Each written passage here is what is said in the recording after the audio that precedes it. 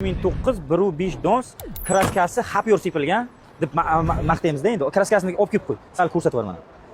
Вообще qimmat kraska sepilganda bunga. Necha pul qo'yamiz buni? 15 lik balon qo'yilgan ekan, tosh qalishi qo'yilgan ekan, yozda yursa bo'ladi, lekin qishda almashtirish kerak. Gazi temirmidi? Temir gaz balon. Temir gaz baloni motorda nima kamchiligi bor? Kamchiligi yo'q motorda. Aniq, javob. Moy yemaydi. Yo'q. Necha pul qo'yamiz? 3000 dollar. Oxiri beriladigan tochkasi. Necha pul? 2700 bo'laman aka. 2700, 2000 qo'yaylik. Ya, 2000 ga endi Matiz bilan emas-ku. 2000. 2050. Ya. Necha pul? Ha, o'zgina o'tib beraman shu 2600 dan. 2600. Bo'ldi mana. Sizniki emas, meniki emas, 2100. Mana o'zlarini olma, olishimizni xohlamayaptilar. 2100 dollar. Ya aka, 2100 dollar. Matiz bilan bo'lmayapti-ku, mojam xarajati yo'q. 2200 ga berasan, bor bor. Ya aka. 2200. Bitta odam maza qilib minsa, Jigulida yurganlar, mana Matizda yurganlar, Nexia mana Legenda mana deganlarga 2200 ga berib yuboraylik, bering. Ya aka, 2600 bering. 2600? Unaqa qilib qiynavermanglar.